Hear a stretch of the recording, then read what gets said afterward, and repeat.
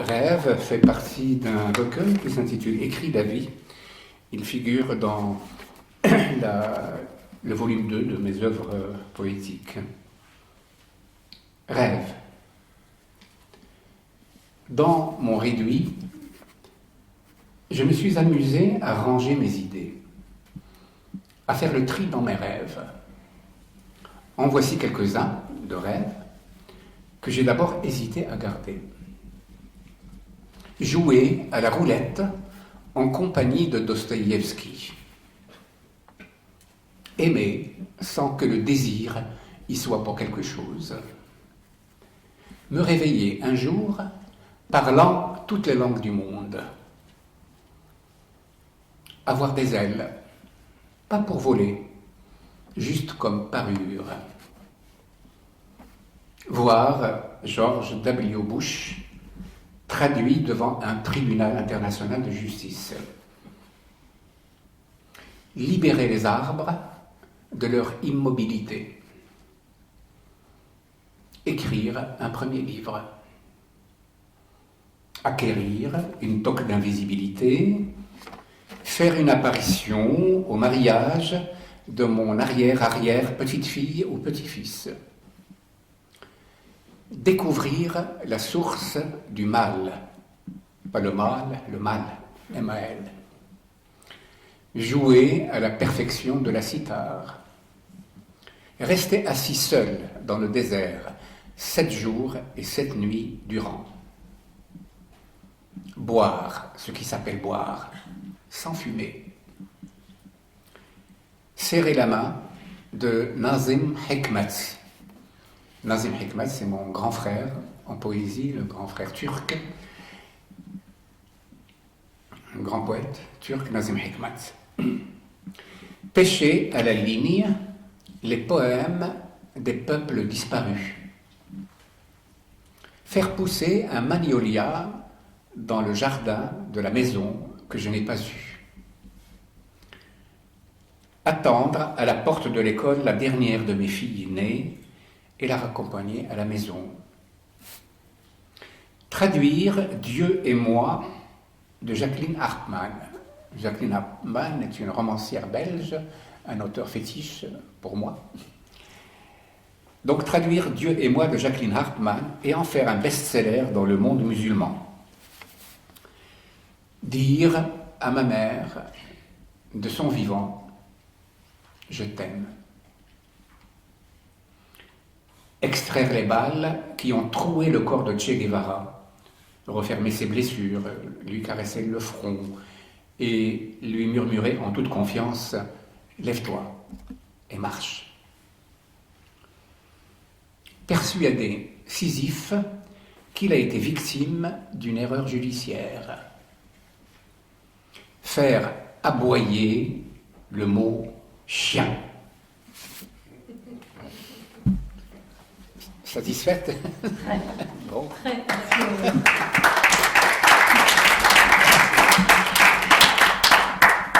Alors, la question est, avez-vous réalisé certains de ces rêves ou non? Aucun. Bien sûr, aucun. Justement, ça, c'est des rêves inatteignables. Mais c'est le fait de les imaginer, de les composer, je dirais, eh bien, c'est déjà avoir fait un grand bout de chemin vers leur réalisation. C'est pas la consommation de quelque chose qui est le but. C'est aussi le voyage vers, le chemin vers disons, le cheminement vers cette chose-là. Vous détestez la martyrologie, mais vous êtes exilé en France depuis 1985. Est-ce un exil choisi? Et comment avez-vous été accueilli? Comment avez-vous vécu cet exil en France? Et si je puis me permettre, où vous sentez-vous chez vous? Pardon? Où vous sentez-vous chez vous? Je me sens chez moi en Andalousie. Voilà, bon, c'est comme ça. Après, disons, quelques décennies comme ça, de transhumance, de nomadisme, eh bien j'ai découvert que cette partie du monde est celle qui me convient le mieux. Peut-être c'est l'eau qu'on boit en Andalousie, c'est la bière qu'on boit en Andalousie, c'est la nourriture, c'est la langue que j'ai apprise librement, sans qu'elle me soit imposée. Vous le savez bien, toutes les langues, la langue dite maternelle, natale, tout ça, c'est une langue qui nous a été imposée. On n'a pas choisi au départ de parler l'arabe ou de parler le français. La langue dans laquelle j'écris, la langue française, c'est pas une langue que j'ai choisie.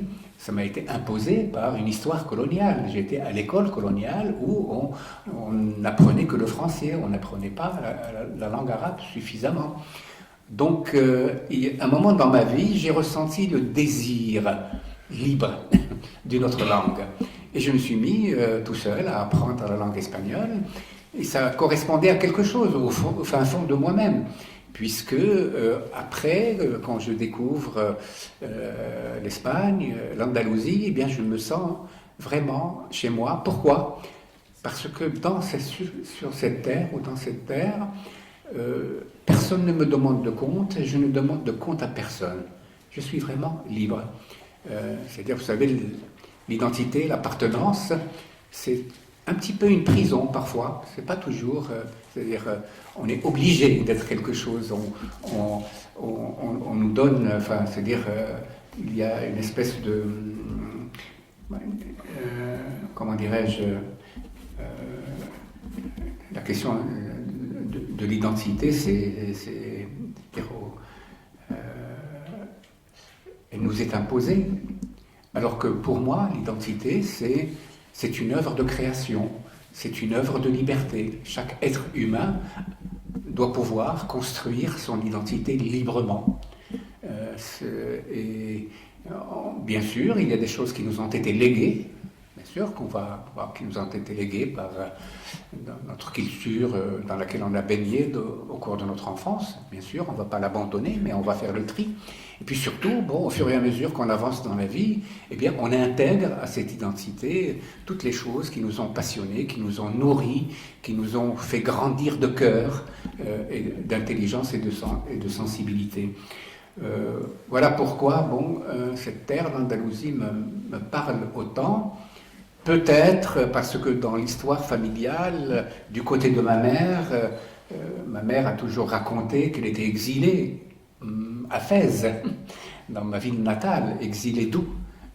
Exilée parce qu'elle était descendante de ces moriscos qui ont été chassés d'Espagne, les derniers, lorsqu'il y a eu la décision définitive des rois catholiques de bannir totalement la population, pas seulement musulmane, parce qu'il y avait parmi ces moriscos qui ont été chassés d'Espagne, eh bien, des chrétiens de deuxième et troisième génération. Mais c'était le sang impur qu'on chassait d'Espagne à ce moment-là. D'où toute cette population qui a dû partir, et une grande partie de cette population, effectivement, est allée au Maroc, et notamment à Fès, ma ville natale. Donc il y a des choses comme ça qui nous reviennent de l'enfance aussi, qui font qu'à un certain moment, on noue des liens étonnants, inattendus, avec une terre, ou avec une culture, ou avec une langue déterminée. Pour ce qui est de mon ressenti de l'exil, vous savez, c'est un véritable roman. C'est pas quelque chose qui s'est installé en moi au moment où je suis parti du Maroc et qui n'a pas bougé. Non, ça a bougé énormément. C'est une vraie histoire, avec des rebondissements, avec différentes pages qui se sont écrites. J'y reviendrai tout à l'heure, justement, en vous lisant un petit passage du livre Imprévu, ce récit où je parle un petit peu de cette question. Merci. Hölderlin a écrit « À quoi bon des poètes en temps de détresse ?» Après les attentats de Charlie Hebdo et de l'épicerie cachère en 2015, vous avez écrit « J'atteste contre la barbarie ». Alors, 2 questions. Pourquoi l'avoir fait paraître aux éditions Rue du Monde en édition jeunesse, donc ? Et quel est le pouvoir de la poésie face à la barbarie ? Il y a, disons, l'événementiel. Effectivement, 3 jours après les attentats de Charlie Hebdo et de l'Hypercacher, il y a un texte qui est venu pour exprimer, c'est un cri, pour exprimer la douleur, la compassion, tout ce qu'on voudra. Et c'est pas évident. Vous savez, dans ma vie, j'ai vécu quand même un certain nombre j'ai accompagné un certain nombre de drames, de tragédies que l'humanité a vécues. Et pour certains événements, j'ai eu les mots, justement, pour exprimer mon ressenti. Et pour d'autres, non. Il n'y a pas de règle en la matière. Parfois, les mots viennent. Et on arrive à se libérer d'une certaine souffrance de cette façon-là, et parfois ça ne vient pas. Je me souviens par exemple d'une expérience précise quand j'étais incarcéré. On avait fait une grève de la faim qui a duré plus d'1 mois, et parmi les grévistes il y avait une de mes compagnes de l'époque, camarade disons, Saïda Mnebhi, elle s'appelle comme ça, une femme de 25 ans qui avait fait cette grève de la faim et qui est morte au bout d'une vingtaine de jours de grève de la faim. C'est quelque chose qui m'avait bouleversé. C'est un événement qui m'avait vraiment très, très remué en profondeur. Et pendant des années, je ne trouvais pas les mots pour dire cela. Et un jour, en 1981, j'ai commencé, quand j'étais dehors déjà, j'ai écrit un livre qui s'intitule « Le chemin des Ordalies » où je raconte un petit peu l'expérience carcérale et surtout le choc de la liberté, c'est-à-dire comment on renaît, comment on revit après une absence aussi longue.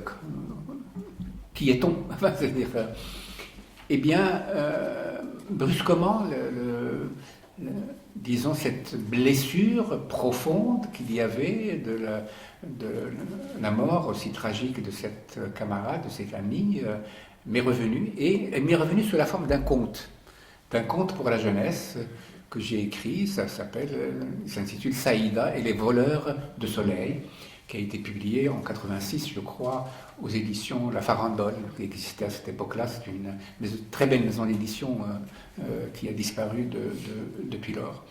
Bon voilà, pour d'autres événements, je n'ai pas eu les mots. Et là, ça s'est passé comme ça. Je me suis vu en train d'écrire un texte intitulé « J'atteste ». Alors, bon, ce texte, je l'ai publié sur ce qu'on appelle ma page Facebook, c'est comme ça que ça a circulé.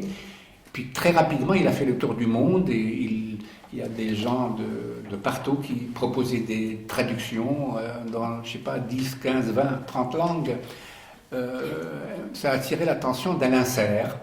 Alain Serre, c'est le directeur de la maison d'édition Rue du Monde, qui est une très belle maison d'édition ici en France, parce que c'est une maison d'édition, je dirais, citoyenne. Elle fait des livres un peu différents. Elle ne fait pas des livres pour juste amuser la galerie, des livres pour faire réfléchir les enfants. Même sur des problèmes graves, on considère que les enfants doivent être éloignés de ces problèmes graves. Non, cette maison d'édition essaye de mettre sous le nez des enfants des questions vraiment qui concernent la condition humaine, tout cela. Donc il m'a proposé d'abord de faire une affiche de ce texte et de le diffuser dans toutes les écoles de France et de Navarre, ce qui a été fait. Dans les médiathèques, il y a eu, je crois que 50 000 exemplaires qui ont été comme ça diffusés. Puis après, il m'a proposé de faire un album avec Zahut, qui est un grand illustrateur, et puis le texte accompagné d'un dossier sur le terrorisme, sur la violence terroriste, qu'est-ce que ça veut dire tout cela, et dans l'objectif, bien entendu, pour que ce livre permette aux parents de mieux parler, d'avoir quelques outils en quelque sorte pour parler à leurs enfants d'une chose aussi étrange pour les enfants que la violence barbare, les attentats, le terrorisme. Voilà quelle est l'histoire de ce petit livre, à la fois comment, et il est né en moi, et ensuite comment il s'est réalisé dans un objet qui a une fonction, celle de permettre justement ce dialogue entre enfants. Et puis bon, puisqu'on en est là, le voici, parce qu'il est très court, simple. J'atteste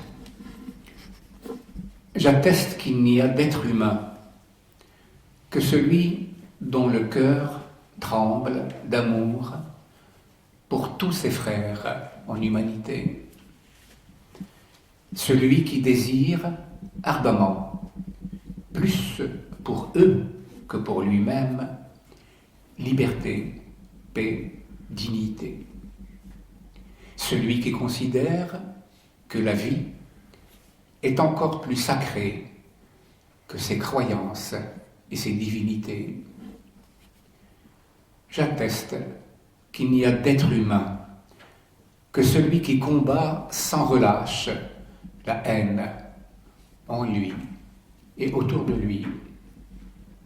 Celui qui, dès qu'il ouvre les yeux le matin, se pose la question: que vais-je faire aujourd'hui pour ne pas perdre ma qualité et ma fierté d'être homme?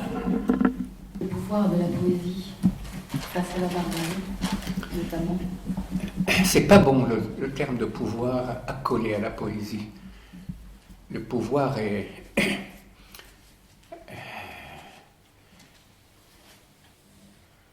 violent. Et la poésie est douce, même quand elle se fait, même quand elle est dans, disons, le contruc. Donc, séparons la poésie et le pouvoir. Je crois que la poésie est plutôt une main tendue. La poésie est une offre, une offrande lyrique, comme disait Rabindranath Tagore. La poésie est un lieu et un moment de partage. Et un partage qui est dans la gratuité la plus totale, parce que aujourd'hui, être poète, c'est être dans la marge la plus absolue. Il n'y a pas d'enjeu, j'allais dire, d'enjeu commercial. Quand on est poète, on ne vit pas de sa poésie. Vivre matériellement, je veux dire. Mais quelle liberté on conquiert ainsi, du fait que écrire et ne pas être dans l'angoisse. Est-ce que ça va marcher? Est-ce que mon éditeur va être content? Est-ce que ça va faire plus de 50 000 exemplaires vendus? Des choses comme ça. Non. Le poète est dans cette liberté bénie de la marge, et qui est peut-être, je le dis quelque part, quand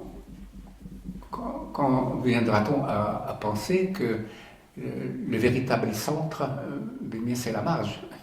C'est de là où on pense librement, et donc on est vraiment de plein pied dans ce qui concerne la condition humaine. Une petite dernière. Pardon? Une petite dernière question. Oui, mais alors dernière, parce que oui, là Dernière, c'est promis. J'aime particulièrement le fond de la jarre, et je ne sais pas si vous avez prévu de nous en lire un extrait, mais je ne sais pas comment vous le définissez, si c'est roman, autofiction, etc. Mais est-ce que vous nous parlerez de votre enfance, Raphaël? Oui, mais franchement, pourquoi on se pose ces casse-têtes? Est-ce que c'est un roman? Est-ce que c'est un récit? Est-ce que c'est un ceci? Est-ce que c'est une autofiction? Est-ce que c'est un... Non, c'est un texte. Un texte, bon, il faut y aller. Et puis se faire sa propre opinion, disons, pourquoi on doit toujours être dans des catégories comme ça, fermées. La littérature, elle est là pour ouvrir et non pas pour fermer. Et c'est terrifiant, cette histoire. Moi, je ne comprends même pas pourquoi, dans le champ littéraire, on devrait ériger comme ça des barrières, entre la poésie, le théâtre, le roman, le récit. Non, moi, le champ littéraire, je le prends dans son intégralité, j'y travaille, j'y fais mes labours, mes cultures, je fais communiquer des espèces entre elles, et c'est comme ça que je trouve mon bonheur dans l'écriture. Malheureusement, dans l'histoire de la littérature occidentale, on s'est enfermé, j'allais dire comme ça, dans ces cases.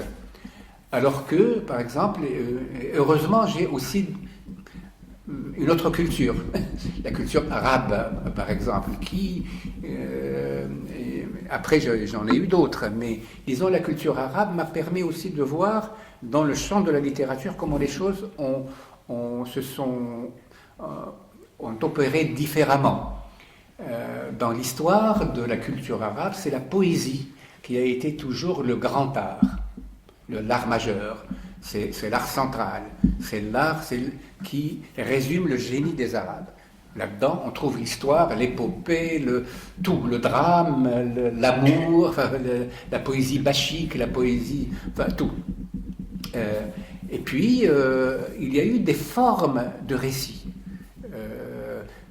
Ça s'appelle la maqama, c'est-à-dire la séance, où il y a les itinéraires, la rihla, ce sont des formes de récits qui ont existé avec de grands auteurs, mais qui n'ont pas évolué dans la littérature arabe et qui sont restés en l'état. Mais c'est des formes de récits qui sont très très libres. C'est-à-dire, on n'est pas obligé de... On saute d'une chose à l'autre, disons, c'est des formes de récits qui sont d'une grande liberté. Et personnellement, disons, cette leçon, je ne l'ai pas oubliée quand j'ai commencé à écrire mes premiers récits. L'œil et la nuit, mon premier récit écrit en 1967-68, je l'ai appelé itinéraire, rihla, dire cet itinéraire. Voilà, c'est simplement pour vous dire que évitons de se faire... la littérature, c'est le règne, devrait être le règne de la liberté, le règne de l'imagination, le rêve aussi de l'aventure, et par conséquent, tout ce qui tend à enfermer, j'allais dire, telle ou telle façon d'écrire, il vaut mieux, il faut s'en méfier un petit peu. Mais tout à l'heure, je vous lirai un extrait de ce récit. Donc, place à la poésie. Mais bon, il y avait notre ami là aussi qui avait quelque chose. Mohamed Idali, d'abord, c'est un ami. Je suis très heureux qu'il soit là aujourd'hui. Il nous vient de Morlaix, n'est-ce pas? Donc, il est peintre, parce qu'on le présente souvent comme calligraphe. Et c'est une façon aussi de limiter son art, c'est-à-dire la calligraphie, ça fait partie de la peinture, et Mohamed Idali est un peintre d'abord et avant tout, la calligraphie pouvant être à la fois un art et peut-être parfois un gagne-pain pour lui. Donc voilà, il avait envie symboliquement d'être avec nous ce soir, je l'en remercie. Alors Mohamed, qu'est-ce que... Merci beaucoup, c'est partagé, bonsoir à tout le monde. En fait, en réalité, je viens de rentrer du Maroc. J'étais 3 semaines et je suis passé par l'Andalousie. Voilà, je suis passé, et là, j'ai été touché par les mots de Serge Latif à propos de l'Andalousie. C'est vraiment cette région du monde a laissé des traces culturelles et philosophiques dans notre culture. Voilà, ce soir, moi, peut-être je suis là pour accompagner mon ami, mon grand ami, un grand poète dans le monde arabe et en France. Et je suis comme une petite fenêtre sur le monde arabe. J'ai préparé un texte de Serge Latif Lavi qui est traduit en arabe, que je vais lire tout à l'heure. Et en fait, à chaque rencontre, Serge Latif je n'oublierai pas que la première fois où j'ai lu les textes de Serre Plative, j'étais au collège. Et à chaque rencontre, il y a toujours cette distance de l'âge qui m'impressionne, en même temps et qui m'inspire. Parce qu'après des années, on s'est rencontrés à Fougères, c'était en 2000, et une grande amitié qui va naître après, et qui m'inspirait en même temps dans mon domaine calligraphique. Voilà pour... j'ai une question, surtout à propos des poètes, en fait, surtout tout ce qui se passe dans le monde arabe. De ma vie, c'est très grave parce que depuis le 2011, il y a je ne sais pas comment qualifier la situation dans le monde arabe. Vous voyez la Syrie, l'Égypte, le Yémen, l'Irak. Je ne sais pas s'il existe ce monde arabe. J'ai une question. Le poète est depuis toujours dans notre culture arabe et a une légitimité historique. Et il était la voix. Est-ce qu'il est capable aujourd'hui d'indiquer le cap? Oui, est-ce que ce monde arabe existe aujourd'hui? Bien sûr qu'il existe. Il y a la culture arabe qui est immortelle. Et depuis les premiers poètes anti-islamiques, c'est-à-dire les poètes qui ont commencé à écrire en arabe, qui font partie de la littérature arabe classique. Ils ont écrit au 5e, 6e siècle. Et c'est des poèmes, c'est des poètes qui sont emblématiques, c'est-à-dire de la littérature arabe. Depuis cette époque jusqu'à nos jours, il y a quand même des sillons qui ont été tracés par des auteurs à la fois classiques et modernes, pas seulement la littérature, tous les arts, la philosophie. Donc voilà, c'est une culture qui a sa part d'immortalité, j'allais dire, dans la conscience humaine. Maintenant, ce qu'ont fait les politiques de ce monde, c'est une autre affaire. Comme partout ailleurs dans le monde, ils sont en train de détruire notre planète, de détruire l'humanité. Mais ce n'est pas propre au monde arabe. Parce que il faut aussi se méfier parce que il y a, disons, dans le monde arabe, une tendance, disons, à la martyrologie. Ce qui nous arrive, c'est toujours la faute de l'autre. C'est jamais de notre faute, en quelque sorte. Moi, depuis longtemps, je fais un appel à la responsabilité. C'est-à-dire que la critique de l'autre doit commencer d'abord, doit passer par la critique de soi. C'est ainsi que la critique de l'autre devient légitime. Il y a donc de sérieux problèmes à l'intérieur du monde arabe, arabo-musulman aussi. Et donc il faut mener cette double critique, à la fois de l'intérieur, mais aussi de voir le monde tel qu'il est, et puis de considérer que ce qui se passe pour un certain nombre de pays arabes, qui est tragique, d'une grande violence, il se passe symboliquement aussi ailleurs, c'est-à-dire dans un certain nombre même de démocraties avancées. Quand on voit aujourd'hui l'arrivée à la tête de la plus grande puissance militaire, économique du monde, d'un fou furieux, je dirais. C'est gravissime. La culture américaine, quand même, c'est pas rien.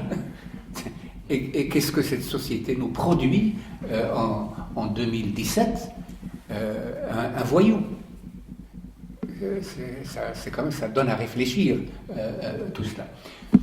Bon, on peut s'éterniser sur ces questions-là. Tout cela, qu'est-ce que ça nous pose? Ça nous pose la nécessité d'une grande vigilance.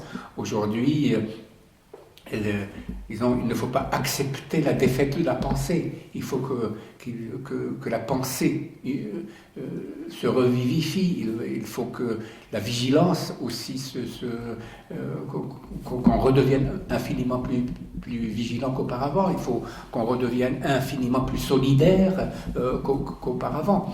Voilà, on en est là. On n'a pas les instruments aujourd'hui pour nous opposer à disons, à ces potentats, à ces à cette absurdité qui nous environne et qui structure de plus en plus notre vie. Donc, le métier d'homme devient plus compliqué, plus difficile, c'est vrai. Et tout à l'heure, avec Madame Joba, on faisait la causette en voiture, on disait que bon, jusqu'à maintenant, je n'ai pas trouvé mieux. Et c'est pour ça que je conserve encore cette devise, cette règle d'or, qui m'a été dictée il y a déjà quelques décennies par Antonio Gramsci, le philosophe italien, qui lui aussi a passé pas mal d'années en prison, mais qui parlait du pessimisme de la raison, mais de l'optimisme de la volonté. Même quand on voit, c'est-à-dire il faut pas se faire d'illusions, il faut voir la réalité en face, telle qu'elle est, mais en même temps garder cet optimisme de la volonté, sans lequel la vie n'a plus aucun sens. C'est-à-dire si on dit que plus rien ne vaut la peine, on n'a plus aucun moyen de résister à quoi que ce soit, à ce moment-là, on n'a qu'à se tirer une balle dans la tête, et puis c'est tout. Donc pour moi, le pessimisme absolu ne sert à rien, il est contre-productif. Donc il faut essayer de reconstruire en permanence cet optimisme de la volonté qui nous permet de rester encore debout, de ne pas baisser les bras et de garder malgré tout une petite fenêtre ouverte sur l'espérance. Tu voulais lire un texte, allons-y. Alors j'ai choisi un texte, un poème qui fait partie d'un recueil qui s'intitule Fragments d'une Genèse oubliée, et en arabe Shadarat min Sifr Takwin Mansi. تقولون إنسان لنتقبل ذلك لكن رحماكم كفوا عن المديح كانت الفكرة ربما جميلة لكن ما أبعدها عن التحقق في دكان الخليقة الضيق أعد وأعيد العد بالقليل من العلم الذي في حوزتي ودون خيط ولا حجارة أبدأ في اقتحام المتاهة المدخل يدل عليه نص مكتوب بلغة منسية رجيمة. Donc, avec Mohamed, il y a eu la rencontre d'un désir, celui de faire entendre cette langue arabe, qui pour moi est... J'écris en français, bien sûr, toujours, depuis mes premières fois, les premiers textes. Mon histoire avec la langue française est là aussi un vrai roman, qui n'a pas été simple au début, mais progressivement il est devenu un roman passionnant. Vraiment, mais il est évident que je fais partie de ces écrivains qui sont devenus maintenant très nombreux à travers le monde. Ce n'est pas seulement des écrivains qui écrivent en français, mais dont ce n'est pas la langue maternelle, ça peut être les écrivains qui écrivent en anglais, et dont la langue maternelle est quelqu'un comme Salman Rushdie, qui est indo-pakistanais, qui écrit en anglais, et d'autres. Donc ça se banalise aujourd'hui dans le monde, ce phénomène des écrivains qui écrivent dans une autre langue que leur langue maternelle. Mais qu'est-ce qui se passe quand ils écrivent dans la langue d'adoption, je dirais? Est-ce que la langue maternelle disparaît pour autant? Bien sûr que non. Elle est là. Dans mon cas personnel, je le sais qu'elle est là. Quand j'écris, cette langue, elle est là. Elle veille à ce rapport que j'ai avec la langue française. Elle nourrit cette langue de ses sucs particuliers, de sa musicalité particulière, de ses fragrances particulières. Voilà. Donc, ce qu'il a lu, c'est un passage de fragment d'une Genèse oubliée. Homme, dites-vous, admettons. Mais de grâce, arrêtez le panégyrique. L'idée fut peut-être belle, mais il y a loin de la coupe aux lèvres. Dans l'épicerie exiguë de la création, je compte et recompte. Avec le peu de science qui me caractérise, sans fil ni caillou, j'aborde le labyrinthe. L'entrée est indiquée par un texte écrit dans la langue oubliée. Merci.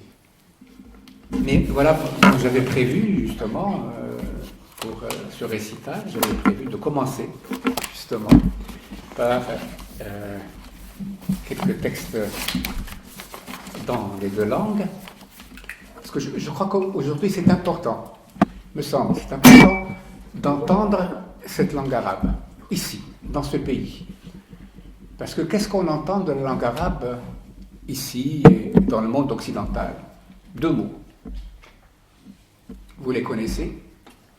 Allahu Akbar, ce qui veut dire, ce qui immédiatement renvoie au meurtre, à la barbarie.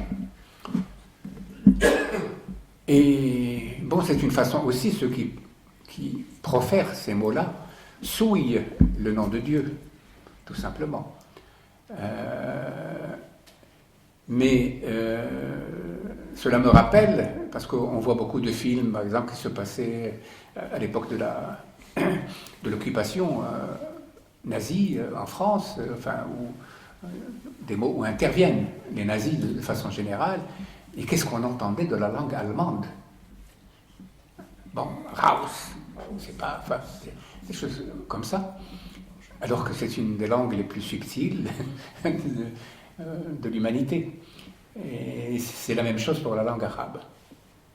Voilà pourquoi, depuis quelque temps, je tiens, ne serait-ce qu'en partie, quand je fais comme ça une lecture, à faire entendre cette langue. Donc, c'est un petit choix de textes que j'ai glanés dans mes œuvres, un texte très court, sous le titre « Ouvrons l'œil du cœur ». لنفتح عين القلب. ترهبني الصفحات الكبيرة أشطرها نصفين لأكتب أنصاف قصائد. Les grandes feuilles m'intimident. Je les coupe en deux pour écrire des demi-poèmes. تدوخني الأرض لو كانت ثابتة مسطحة. La terre me fait tourner la tête. Ah, si elle pouvait être immobile et plate. البدوي يحلم ببيت والحضري بمطية أحلام توأمين. Le nomade rêve d'une maison, le sédentaire d'une monture, rêve de siamois. إذا أردت أن تهتدي إلى نفسك عليك أن تضيع. Pour se retrouver, il faut d'abord se perdre.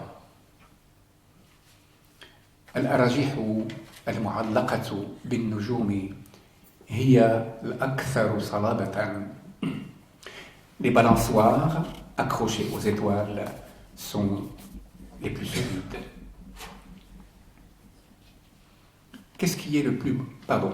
ما هو الأجمل؟ اليد تنفتح أم إغماض العينين؟ Qu'est-ce qui est le plus beau?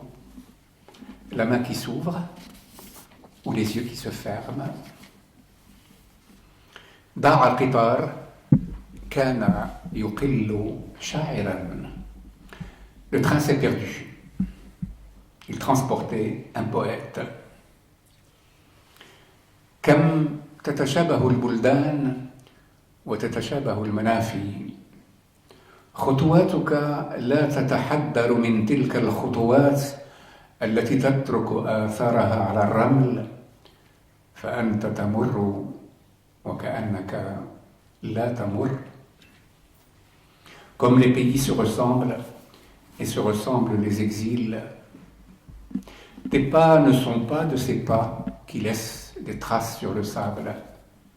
Tu passes sans passer. الهزائم هي التي تعلمنا العطاء. Ce sont les défaites qui nous apprennent la générosité. خبروني نحو أي عدم يجري نهر الحياة ومتى استحممتم فيه آخر مرة. Dites-moi, vers quel néant coule le fleuve de la vie? C'est quand, la dernière fois, que vous vous y êtes baigné? الشعوب سعيدة ليس لها شعر. Les peuples heureux n'ont pas de poésie. علينا يوما ما أن نعتذر إلى الأرض وننسحب على رؤوس الأصابع. Il faudra un jour nous excuser auprès de la terre et nous retirer sur la pointe des pieds. Voilà donc pour cette partie. Bon, vous vouliez des textes de Amour Jacaranda, n'est-ce pas? Ah oui. Bon. Donc je vais vous lire quelques extraits de ce recueil intitulé La saison manquante, suivi de Amour Jacaranda. Amour Jacaranda.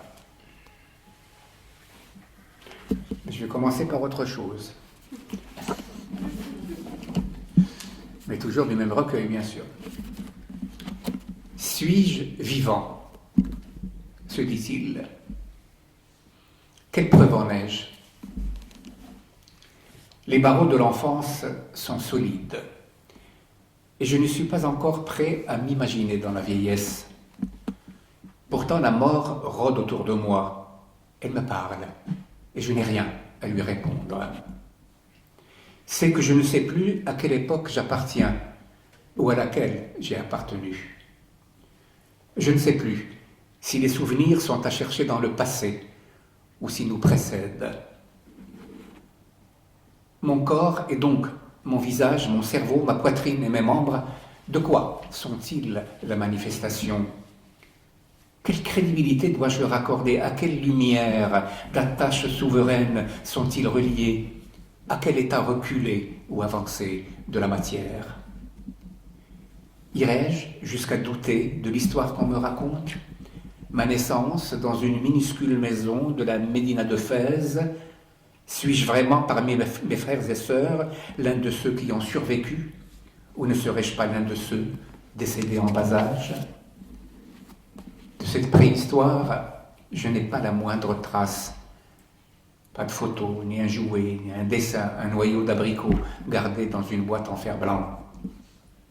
Tout ce que je peux dire, c'est que j'ai appartenu à ce monde disparu et que je m'apprête à disparaître avec lui. Rien de dramatique en cela, rien que d'ordinaire.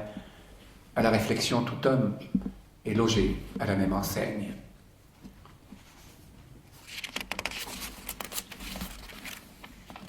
Le matin me réussit à merveille. Je le salue et il me rend l'appareil. Sa clarté déteint sur moi, sa peau est luisante et sa chevelure de soie. Ses arbres ont nom et prénom. La liste serait longue. Il m'offre la mer, le désert, le chant des marins et celui des caravaniers. Il m'invite à de singuliers voyages que j'entreprends sans bouger le petit doigt. Avec lui, je me dis, voilà au moins une preuve de mon existence. Ma fenêtre en est une autre. Je vois passer mes semblables, une femme portant un bébé endormi sur son sein, un chat en embuscade, prêt à bondir sur une proie invisible, deux pigeons en extase amoureuse, se becquetant la tête, Nazim Hikmet, encore lui, juché sur un nuage amoureux, en train de déclamer « Paris, ma rose », Federico García Lorca, adossé aux magnolias que j'ai ajoutés au paysage, faisant face à son peloton d'exécution.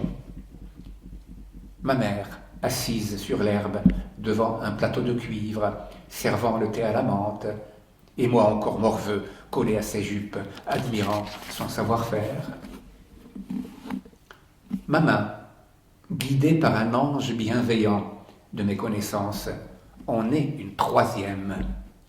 À l'instant, j'ai la conviction qu'elle m'appartient. Je la reconnaîtrai, les yeux fermés, entre 1000 mains. Elle célèbre son office dans une petite pièce peuplée de livres, d'humbles objets, tableaux, ayant chacun son histoire, de lettres manuscrites se faisant de plus en plus rares. De temps à autre, elle me gratte la tête ou me malaxe le cœur, puis reprend le cours de ses pensées et les couches d'autorité sur le lit spartiate de la page. Une dernière preuve, pour la route, comme on le dit d'un vers, d'une blague, d'un baiser, d'une balle. La présence de l'aimé dans la pièce à côté. Les bruits auxquels je devine ses moindres gestes, sa respiration, la crispation de ses lèvres, sa concentration sur le bout d'ongle qu'elle est en train de ronger. La cloison qui nous sépare est une passoire pour les pensées qui nous agitent séparément et finissent par se rejoindre. Et puis la voilà faisant irruption pour ne pas rompre le charme, prenant quelque chose sur mon bureau et s'en allant avec le fameux sourire qui me désarme. Le matin n'est plus alors qu'un souvenir. Maintenant je peux fermer la fenêtre, retirer ma main de la page, arrêter la route des questions de mon existence, mais ta vie que j'ai apporté un lot honorable de preuves. Je respire mieux, mais je me connais. Le doute que je viens de malmener se tiendra quoi pour un moment avant de revenir à la charge. Ça, c'était la saison manquante. Amour Jacaranda. Je t'ai vu, ou comme on le dit d'un paysage, je t'ai embrassé du regard. De loin, j'estimais ta stature, tes galbes et à la couleur de ta peau et de tes cheveux, je subodorais l'aigue marine de tes yeux.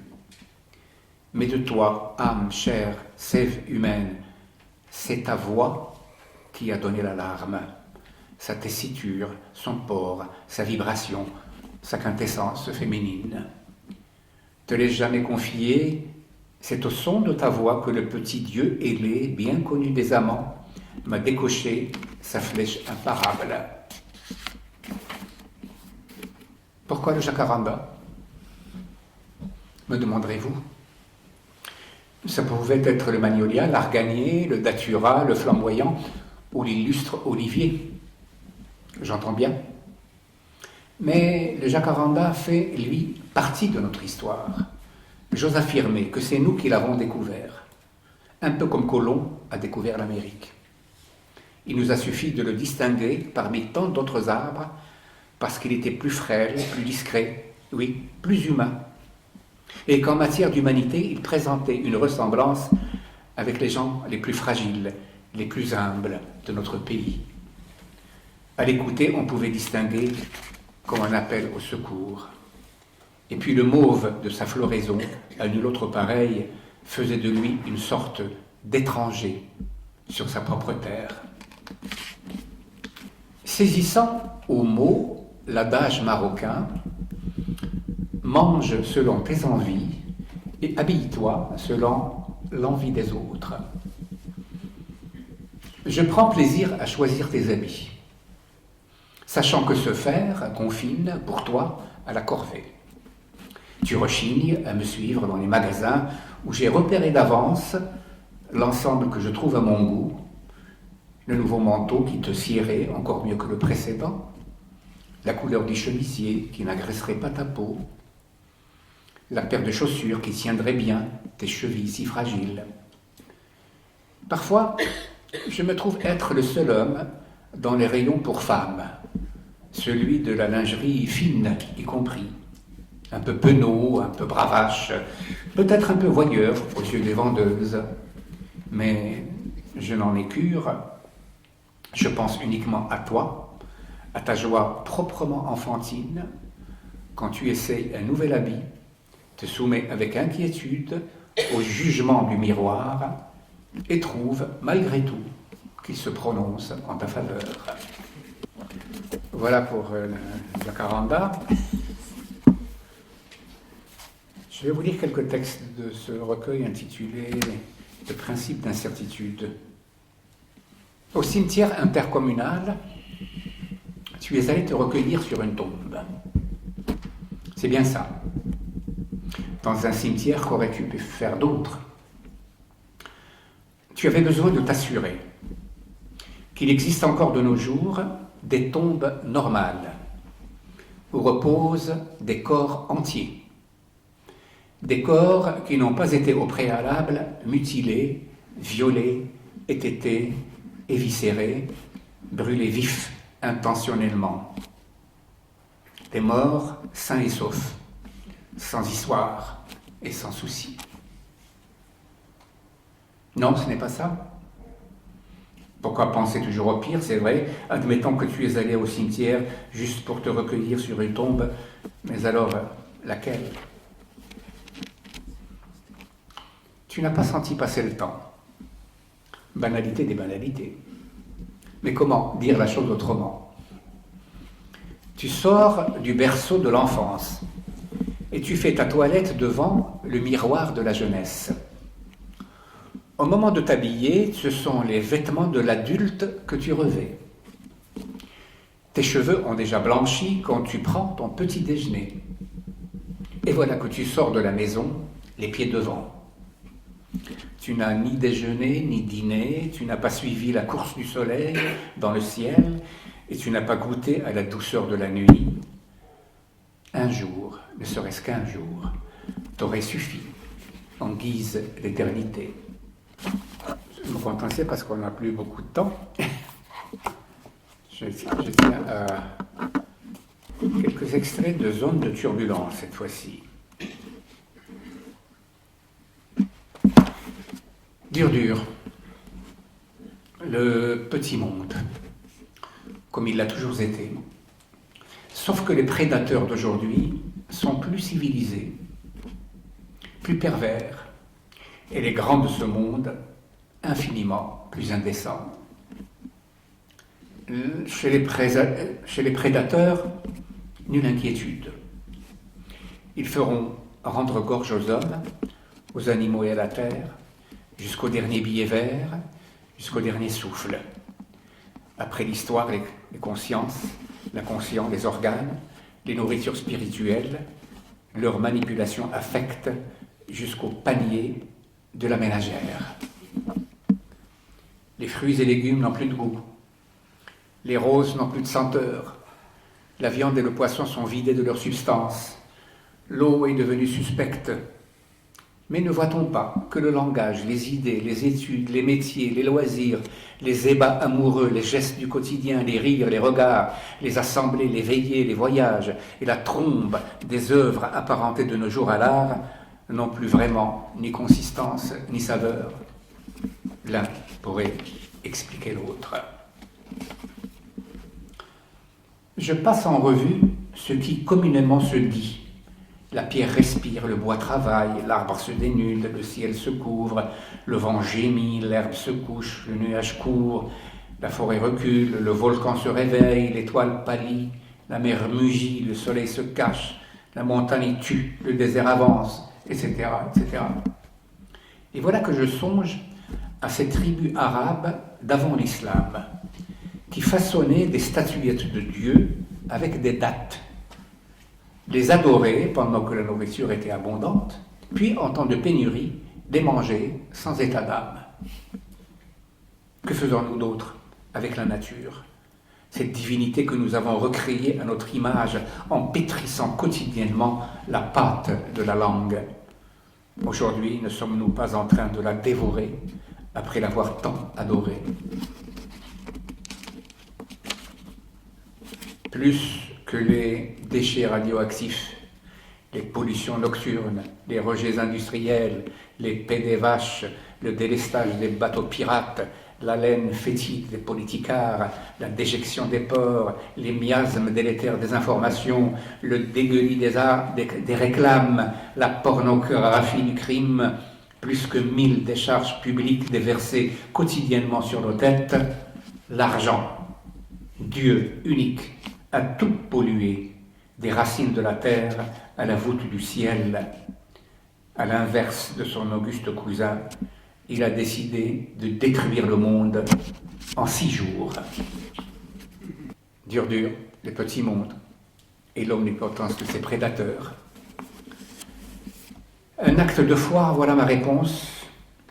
Foi en ce monde, ni d'en bas, ni d'en haut, que j'ai souvent tourné 7 fois dans ma bouche pour me pénétrer de ses saveurs, et qu'il m'est arrivé lors de rares illuminations de faire tenir entier dans une page.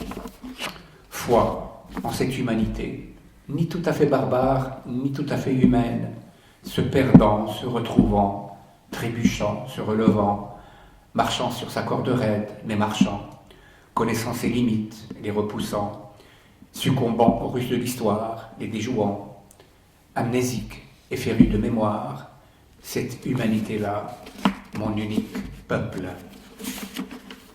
Foi en la vie, cette peau de chagrin qui ne m'a jamais marchandé une petite marge, un pli pour y consigner les maigres tribulations de ma drôle de vie, se dérobant sous mes pieds ou me les mettant à l'étrier, taillant à la hache dans mes désirs, mes rêves ou les comblant au-delà de l'espéré, m'avertissant de la pente glissante du mensonge, des oublis graves et de l'affreuse démission, me visitant dans les prisons, les hôpitaux, les îlots de l'exil, et quand j'idéalise pour me rassurer, me forçant à ouvrir grand les yeux sur le monde, sur l'humanité, tels qu'ils sont.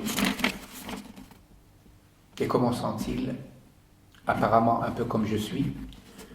N'aurais-je pas été mieux inspiré de m'en demander comment suis-je et de m'entendre répondre en toute humilité, un peu comme ils sont.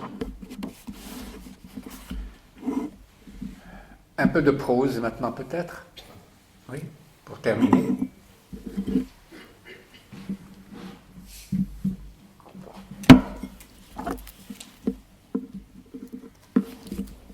Alors j'ai choisi pour vous deux extraits, un de ce récit qui s'intitule Le livre imprévu, et qui est un texte sur le thème qui nous réunit ce soir, celui de l'exil. Au début, l'exil est un va-et-vient entre ces deux pôles. Soulagement et accablement coexistent. Ivresse de liberté sauvage et sentiment de perte irréparable. L'on en veut au monde entier et l'on s'autoflagelle cruellement. L'exilé se reconnaît de loin à sa démarche, celle d'un oiseau aux ailes brisées, se résignant à marcher, et de près à son regard balayant des images invisibles et se figeant par à coup sur un détail émergé de la réalité. Le plus souvent, il flotte dans ses habits et porte, même pour sortir acheter du pain, un cartable en cuir assez usé. Il fume voracement, pas nécessairement par vice, par obligation, on dirait. Chaque fois qu'il consulte sa montre, la déception se lit sur son visage, et il lève les yeux comme s'il sollicitait du ciel un démenti à la succession terne des heures. Dans le métro, il se débrouille toujours, on ne sait comment, pour avoir une place assise, d'où rien ni personne ne pourrait le déloger avant le terminus. Une fois chez lui, il lit de A jusqu'à Z les prospectus ramassés dans sa boîte aux lettres, puis s'assoit confortablement près du téléphone, le dos tourné à la fenêtre. Si je m'étais observé de l'extérieur les premiers mois suivant mon arrivée en France, je me serais reconnu dans ce portrait hésitant entre la caricature et la tendresse solidaire. Heureusement que je n'ai pas trop eu le temps de m'inspecter dans un miroir.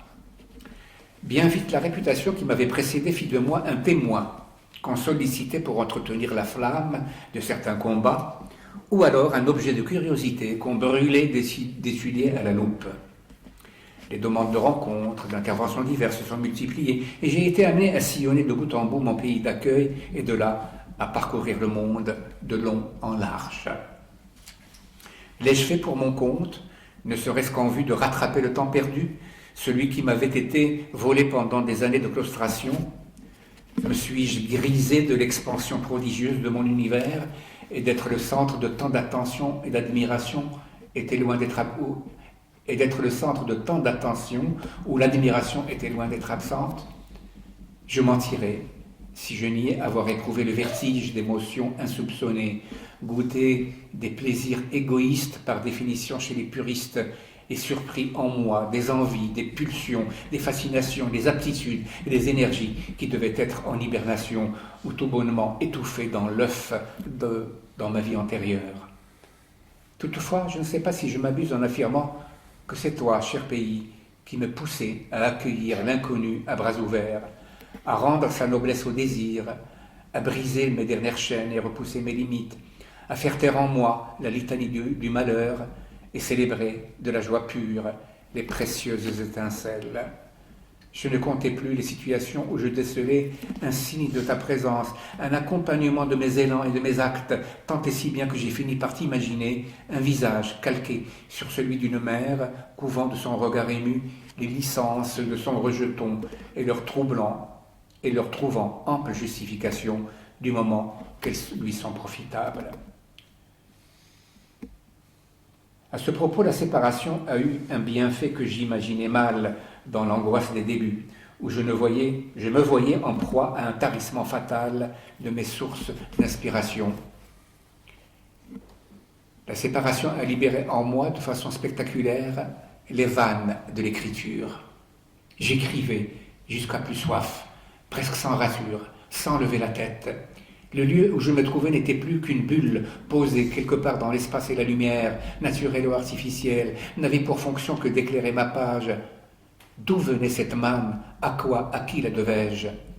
C'était, je le perçois mieux maintenant, l'avènement entre nous d'un lien nouveau basé cette fois-ci, disons les choses comme elles sont, sur un pacte littéraire.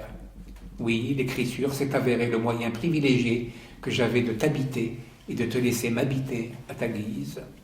Tu ne t'es d'ailleurs pas fait prier pour prendre tes aises et te mettre à organiser mon art en fonction de ce que tu t'es longtemps refusé, de ce que l'on t'a nié et que tu avais hâte de t'approprier et de clamer sans retenue.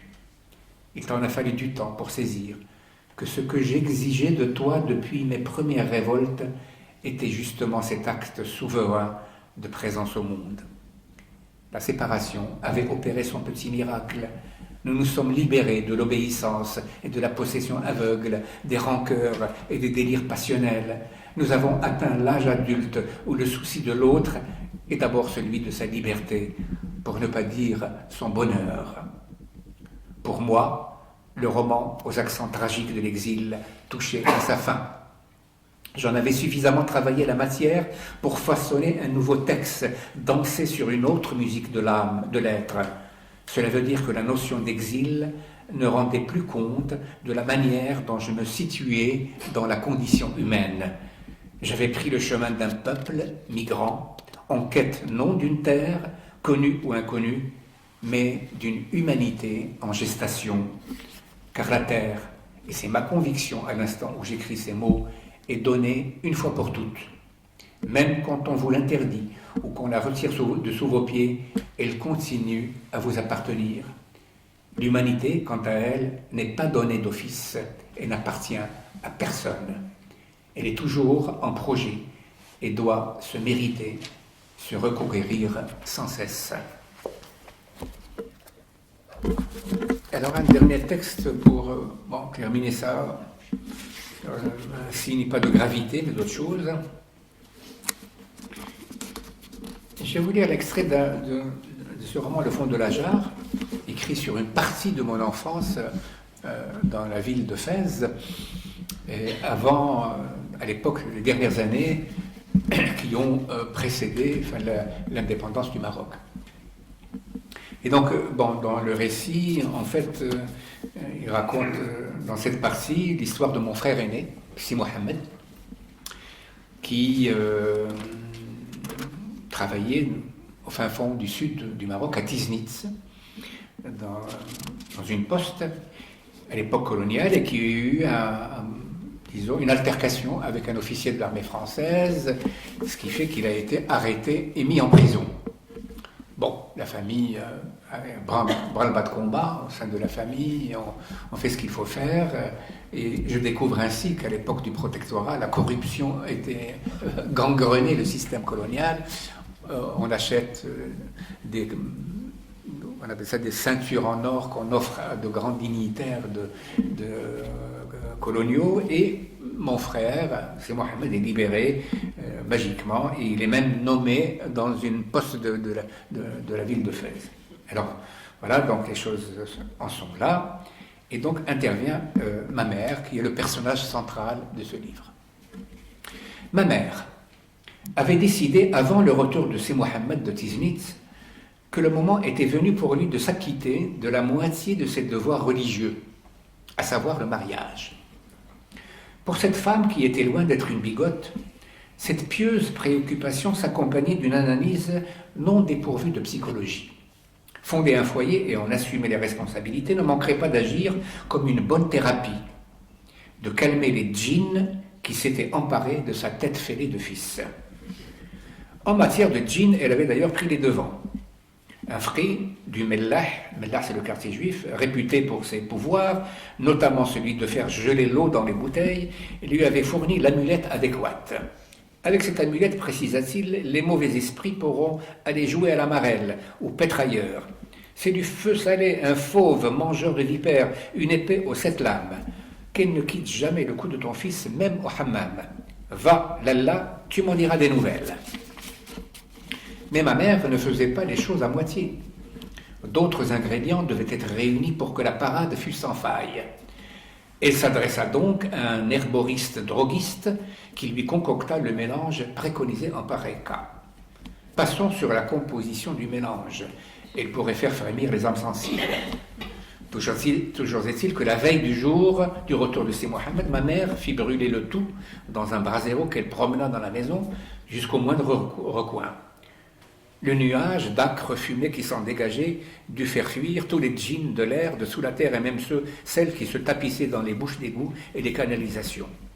Quant à moi, souvent traité par ma mère de djinn, il me fallut prendre mes jambes à mon cou et me réfugier sur la terrasse, non par appréhension, encore que, mais pour échapper à l'asphyxie.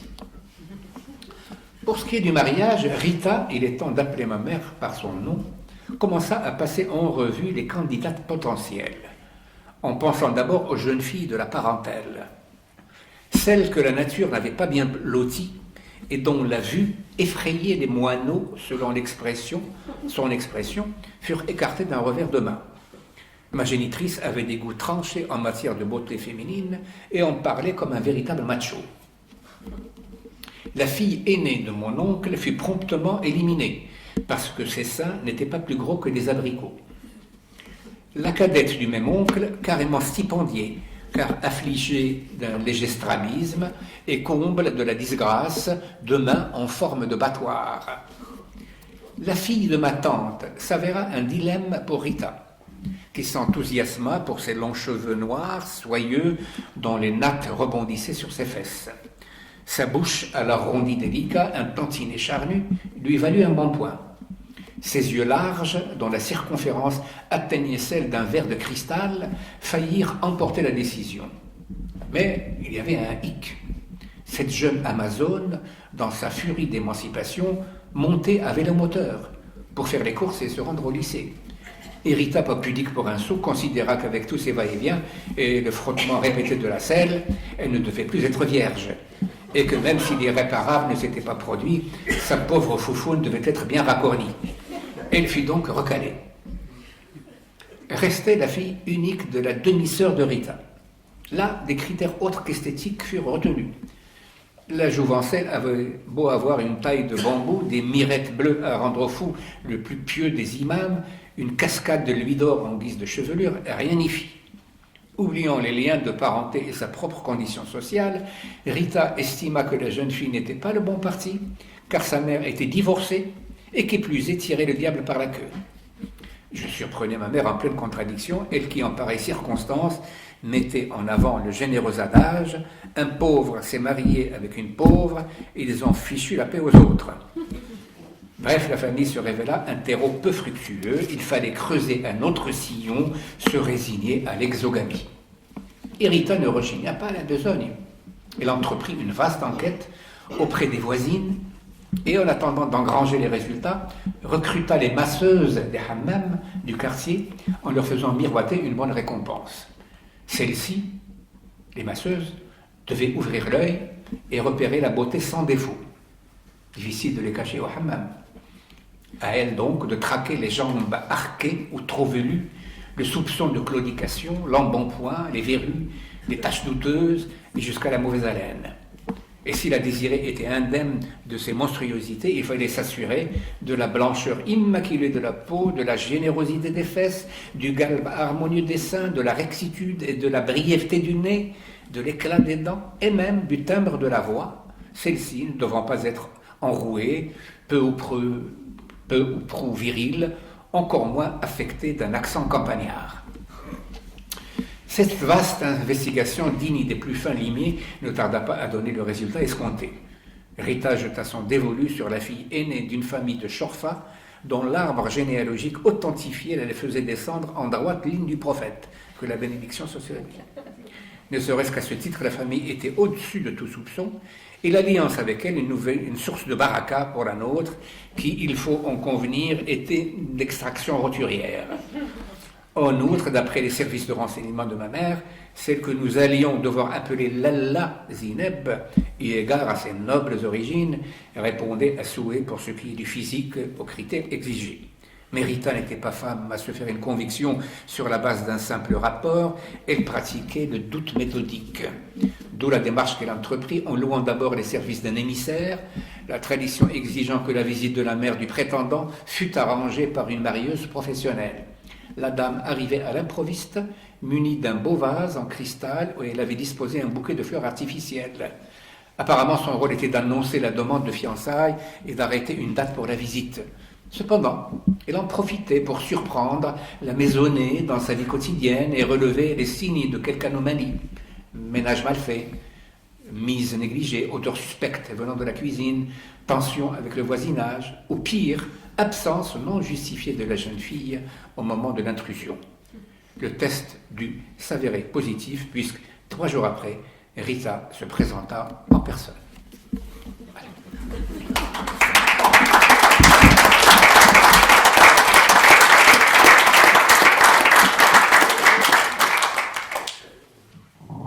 Merci beaucoup et surtout pour avoir terminé sur cette note d'humour dont le fond de la jarre ne manque pas.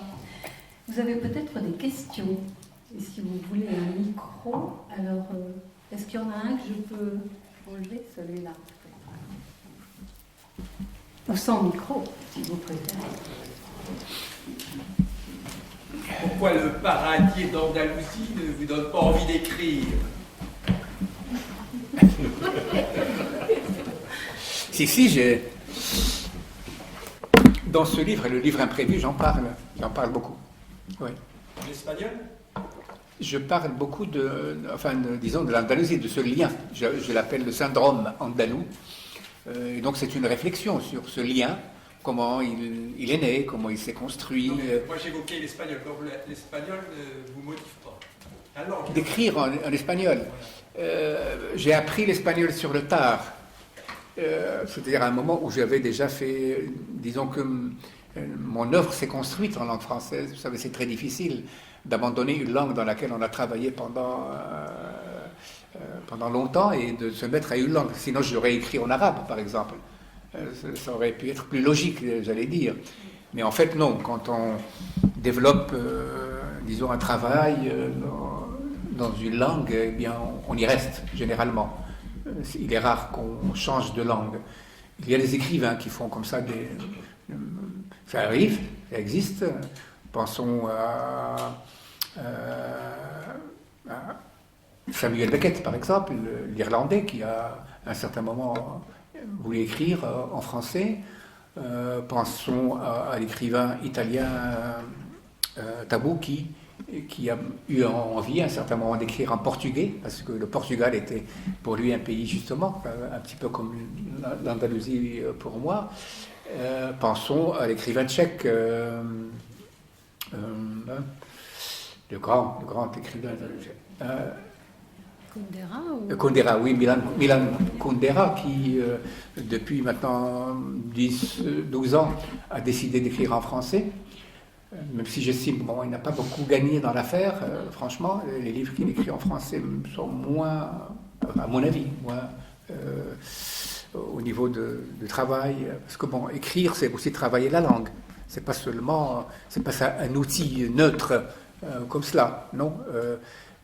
Justement, le travail de l'écrivain, c'est pas de nous inventer des histoires, c'est aussi réinventer la langue, c'est la travailler en profondeur, c'est la faire évoluer, c'est parfois lui faire avouer des choses qu'elle n'a pas l'habitude d'avouer. Voilà aussi le travail de l'écrivain. Donc pour moi, c'est vrai que si j'étais né, par exemple, au nord du Maroc, à Tanger ou à Tétouan, je serais aujourd'hui un écrivain de langue espagnole. Oui, j'ai fait cette réflexion, justement dans ce texte intitulé le syndrome andalou, parce que c'est l'histoire coloniale. Bon, quand les Français ont institué des écoles au Maroc, relativement tard d'ailleurs, eh bien, c'était des écoles françaises. Ça s'appelait école franco-musulmane, mais disons, les programmes étaient français, tout simplement. Ils n'ont pas pensé à adapter, j'allais dire, l'enseignement aux réalités du pays. En Algérie, ça a été pire. Au Maroc, parce qu'on était sous protectorat, c'était pas le même statut. Mais en Algérie, d'abord, c'était plus lointain, 1830. Et puis, on considérait que l'Algérie était française, tout simplement. Il y avait plus de...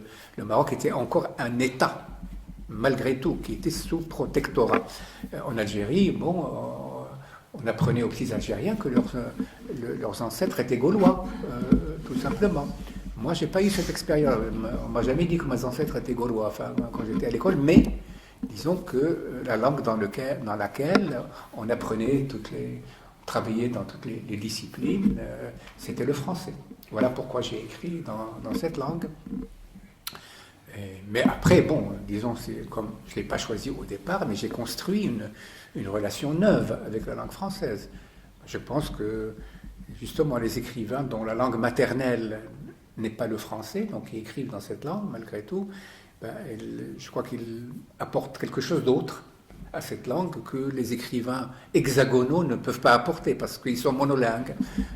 Le fait d'être dans la bilangue, parfois la trilangue, ça ajoute quelque chose au travail de l'écrivain, il me semble.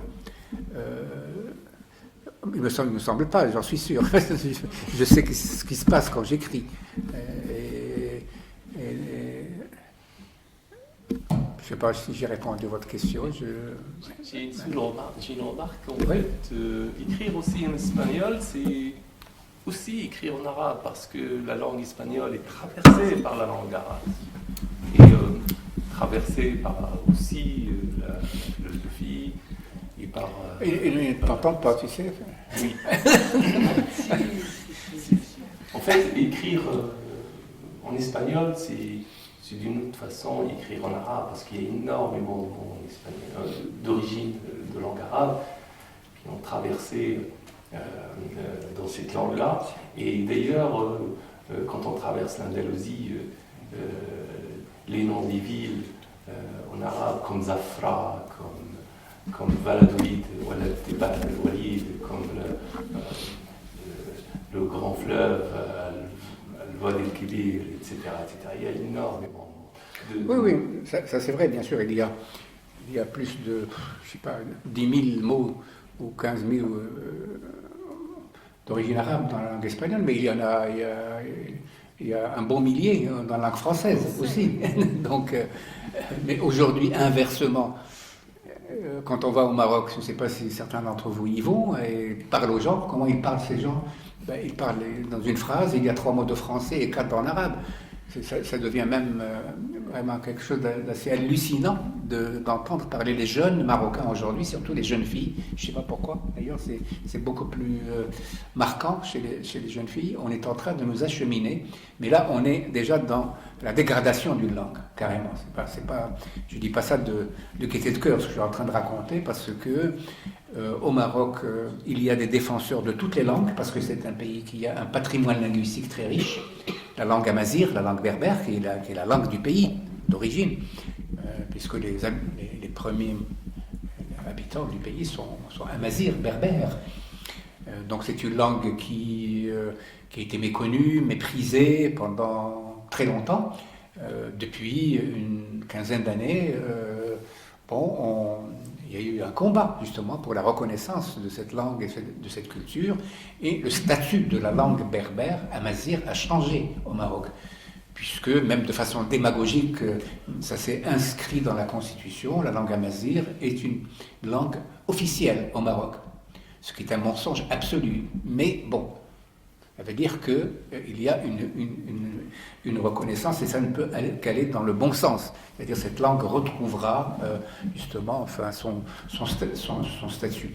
Le français, il est à l'aise au Maroc. C'est une langue qui, les locuteurs en français au Maroc sont 100 fois plus importants que lors de la période coloniale, alors qu'on est indépendant au Maroc depuis 1956. La langue arabe classique, bien entendu, il y a des défenseurs acharnés de cette langue, et on comprend, parce que c'est une part essentielle de l'héritage culturel et littéraire. Il y a 2 langues qui sont...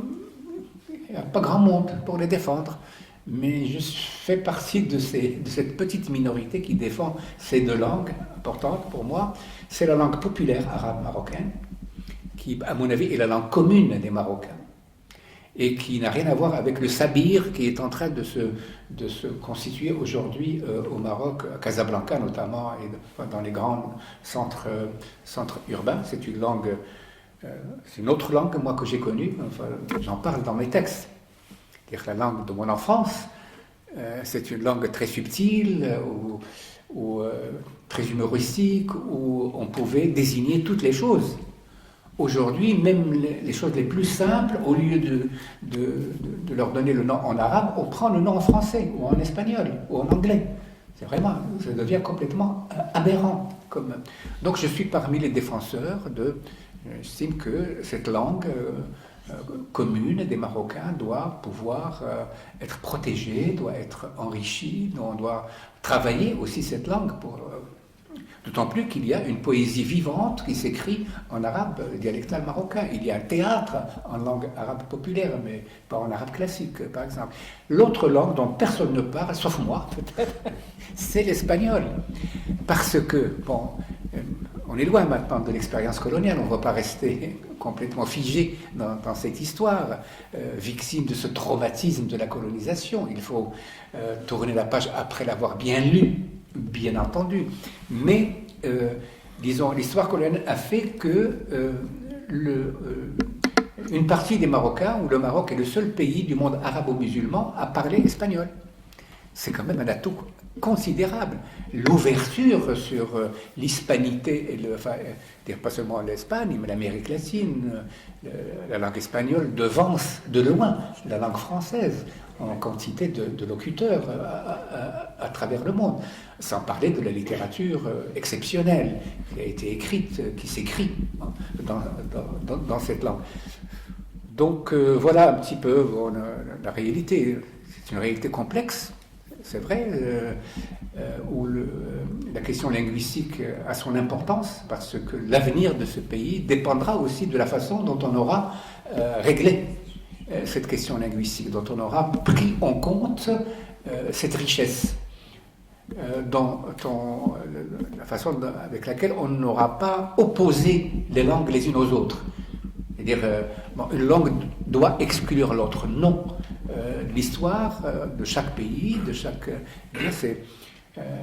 il y a l'histoire a donné cette réalité, il faut donc en tirer la substantifique moelle, le meilleur. Et je pense que plus on a de langue à sa portée, mieux ça vaut. Parce que quelle plus grande ouverture sur une culture, sur une part de l'humanité que le fait de maîtriser sa langue. On le voit bien. Quand vous allez par exemple au Maroc, dans le pays dit berbère, il y a des régions où on ne parle pas arabe au Maroc. Et si vous parlez à des gens en berbère, ben ils sont aux anges. C'est-à-dire une façon, pour eux, ils se sentent reconnus. Il y a une reconnaissance de parler. Or, beaucoup de gens, et notamment les Français, malheureusement, quand ils partent au Maroc, ils estiment que c'est normal de parler français aux gens. Ils partent d'un postulat comme quoi le Marocain comprend. Donc c'est pas la peine de faire l'effort. Et bon, c'est quand même problématique. Alors que, par exemple, les Américains, depuis longtemps, les Américains ont eu des centres de formation aux États-Unis pour apprendre le dialecte et des langues. Ils arrivaient au Maroc, ils allaient dans le pays profond, ils parlaient avec les gens. Donc ça change de tout au tout les rapports. Je ne sais pas pourquoi d'ailleurs on parle de cette question. Mais bon, ce n'est pas inutile, semble-t-il, surtout ici. Je sais combien cette question a son importance dans ce pays. En Bretagne. La Bretagne, oui, bien sûr. On est où? Même si on est effectivement en extraterritorialité quand il s'agit de poésie, parce qu'on n'est pas nécessairement dans un lieu, on est dans un espace, plutôt.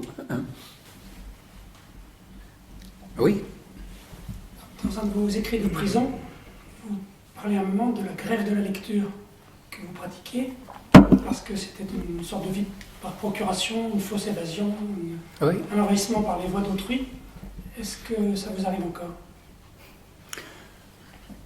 Non, moi je suis un lecteur féroce. Je lis énormément. J'ai besoin de lire. Et je suis omnivore en matière de lecture. Je ne lis pas que la littérature. J'ai d'autres curiosités scientifiques, par exemple. Tout ce qui a trait, par exemple, à l'astronomie, enfin, à l'univers, m'intéresse énormément.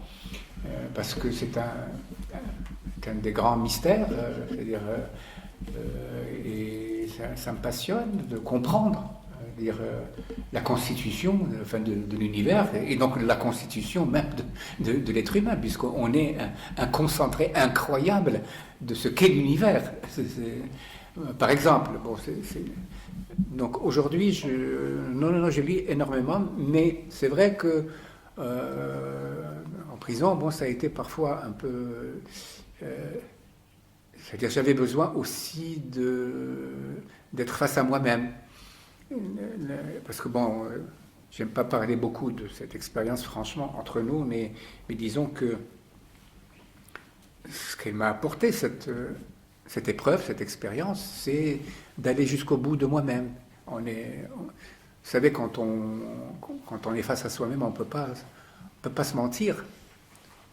On sait ce que, par exemple, est-ce qu'on est vraiment attaché à des valeurs? Est-ce que vraiment on est attaché, ou c'est simplement une passade, des choses comme ça qui, pour moi, en prison, se sont enracinées véritablement en moi. J'ai réussi à comprendre le sens. C'est-à-dire, un mot comme la liberté, c'était plus un mot pour moi, c'était autre chose. Donc, dans ces conditions, on a besoin d'être avec soi-même. Oui. Par contre, la grève de l'écriture, oui, aussi, je connais. Et parfois, oui, on a besoin justement de prendre le temps de vivre. Parce que, écrire, c'est quoi? Sinon, restituer ce que la vie nous a donné. En expérience, en rencontre, en captation de tout ce qui nous entoure, du plus proche au plus lointain. Et donc, il faut parfois... Enfin, moi, j'ai besoin de ça. J'ai besoin aussi de moments où je lève, pas le pied, mais je lève la main pour disons, reprendre langue avec moi-même, à la limite. Parce que souvent, on est exilé de nous-mêmes. Puisqu'on parle d'exil. L'exil, c'est pas seulement le déplacement. C'est-à-dire même dans la vie normale qu'on peut vivre, on est exilé. C'est-à-dire on n'est pas dans son corps, on n'est pas dans sa tête. On est un petit peu... Enfin, on participe de l'automate plutôt que de l'être vivant. L'être vivant, pour moi, c'est un être qui est conscient de ses facultés humaines. C'est-à-dire qui... il ne peut pas passer devant il prend le temps aussi, parce que c'est important de prendre son temps. Pour moi, l'éloge de la lenteur me convient parfaitement, même si je peux être très intérieurement très, comment dirais-je, ça bouillonne en moi. Oui. Mais bon, j'ai besoin de ça. J'ai besoin, par exemple, vous savez, quand je rencontre, il m'arrive de rencontrer des élèves, des enfants, des adolescents, tout ça, une rencontre pour parler de mon travail d'écrivain. Je leur propose un exercice, c'est-à-dire de sortir le matin, avant d'aller à l'école, de sortir un quart d'heure en avance par rapport à ce qu'ils font d'habitude. Et puis de marcher lentement, d'écouter, de regarder autour d'eux, de lever la tête vers le ciel, de humer, je veux dire, et c'est des choses qu'on oublie, on passe à côté de... Moi, je parle beaucoup d'arbres dans mon œuvre littéraire. Les arbres me fascinent, je trouve que ce sont des compagnons de l'humanité, que c'est une merveille que nous a donné la nature. Et les arbres sont comme nous, c'est des êtres uniques. Il n'y a pas de photocopie. Non, ce sont des êtres uniques comme les êtres humains. Et par conséquent, il faut pouvoir leur accorder un moment d'attention.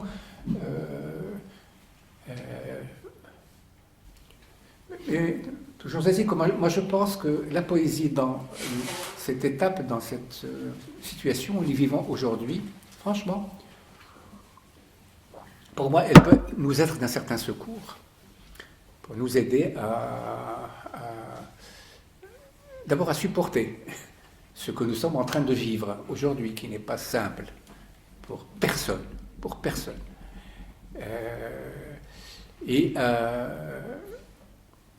nous approcher quand même du fait de se dire que la vie n'est pas simplement absurde, qu'elle peut valoir la peine d'être vécue, que c'est un miracle, effectivement, que ce que nous vivons est absolument un miracle dans l'histoire de l'univers, que dans cette petite planète de rien du tout, il s'est passé en une fraction de seconde cette intelligence qui a éclos et qui a fait de nous ce que nous sommes aujourd'hui, sachant que jusqu'à maintenant on ne sait pas si par ailleurs dans l'univers il y a quelque chose du même jusqu'à un plus ample informé. On est seul dans l'univers et je ne sais pas si on est conscient du privilège qui est le nôtre d'avoir vécu cela. En tout cas, moi, j'essaie, dans ce que j'écris, de témoigner de ce privilège-là. Oui. Oui. Est-ce que vous voyez une évolution, justement, depuis, on va dire, 20-30 ans, par rapport à la poésie, comment elle est ressentie, justement, chez les jeunes, dans les établissements scolaires? Mais écoutez, si je dois en juger de par ma petite expérience, Mais une petite expérience qui, sur la durée, quand même, j'ai réussi à toucher beaucoup de public, de scolaire, tout cela. Moi, ce qui me fascine, enfin, ce qui m'étonne, c'est comment les enfants et les adolescents sont, quand ils écoutent un poème, sont complètement pris. Il y a quelque chose qui se passe de très très fort. Et c'est pas de la comédie qu'ils jouent, non. C'est vraiment un ressenti et j'ai pu le constater, j'ai pu en avoir suffisamment de preuves pour ne pas en parler légèrement. Oui. Cela dit, le problème c'est que ce qui se passe est une goutte dans la mer, bien entendu. Enfin, si dans toutes les écoles, tous les établissements, il pouvait y avoir des visites, pas seulement de poètes d'ailleurs, il peut y avoir d'autres, des écrivains, des romanciers, des hommes de théâtre, de cinéma, des scientifiques, tout cela. Les enfants ont besoin, c'est-à-dire d'une personne étrangère au service, disons. Les professeurs, ils ont des liens autres. Mais quand cette personne étrangère vient, il y a quelque chose d'autre, il y a un autre rapport qui s'établit immédiatement. Et donc, c'est très bénéfique. Moi, franchement, il m'est arrivé souvent, même en parlant avec quelques responsables de ce pays, de leur dire, bon, il faudrait que ce genre d'expérience fasse partie, j'allais dire, du cursus. Et pas se contenter d'établissements où il y a des enseignants ou des directeurs d'établissement qui sont suffisamment convaincus et qui prennent des initiatives, tout cela. Non, ça peut être une offre faite par le ministère de l'Enseignement pour que les établissements ouvrent leurs portes justement à l'intelligence.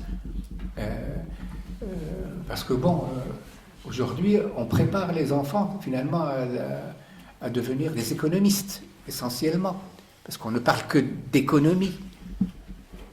C'est ça le problème. On parle très peu de civilisation, on parle très peu d'humanité. Bon, moi je serais pour, effectivement,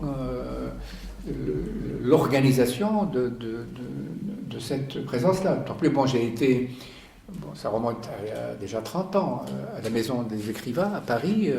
J'étais au début avec ceux qui ont lancé le mouvement de l'ami littéraire, poète en classe. C'est un programme qui existe, justement. Les enseignants peuvent faire appel à la Maison des Écrivains pour ça, parce qu'ils partagent les frais avec l'établissement. Mais bon, le programme l'ami littéraire, bon, il touche, je ne sais pas, il mobilise 400 personnes par an. Ce qui est pas mal déjà, mais bon, ça ne permet pas de subvenir à tous les besoins. Mais c'est vrai, bon, alors pour la jeunesse, ça c'est évident. Maintenant, plus généralement, est-ce que la poésie, dont j'ai parlé de la marginalité tout à l'heure, en réponse à une question, je crois que moi, d'après ce que je sens personnellement, parce que je circule, pas seulement en France, je circule ailleurs, il y a, je dirais, un frémissement en faveur de la poésie parce que, aujourd'hui, nous avons tous besoin d'un autre discours que les discours qui sont matraqués au quotidien par les politiques, par les idéologues, par les journalistes, les spécialistes, etc. Donc ce discours-là, je pense que les gens en ont besoin, justement pour s'aérer l'esprit, je dis bon, on constate par ailleurs que ça dépend aussi des zones géoculturelles.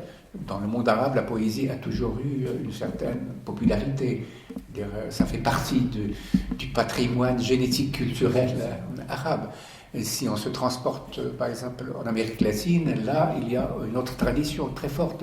Moi, j'ai été au Venezuela à 2 reprises, en Colombie, il y avait des milliers de personnes qui venaient écouter les poètes. Ça devient autre chose. Quand on lit devant 3 000, 4 000, 5 000 personnes, c'est autre chose. Enfin,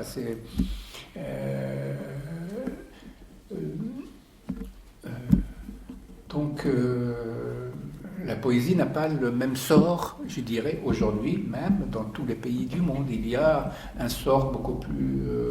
on lui fait un meilleur sort d'un pays à l'autre ou d'un continent à l'autre. Mais en France, il y a quand même une tradition importante. On sait que dans les moments de crise et les moments où il y a des dangers majeurs qui pèsent sur le pays, etc., la poésie, elle est là. On l'a vu pendant l'occupation, la dernière guerre, comment la poésie a joué un rôle de premier plan. Mais peut-être qu'aujourd'hui, il faudrait se dire c'est pas la guerre telle qu'on l'a connue auparavant. C'est une autre forme de guerre qui est en train de s'installer. Et par conséquent, la poésie devrait justement rejouer le rôle qui est le sien. Je n'ai pas lu grand-chose de vous.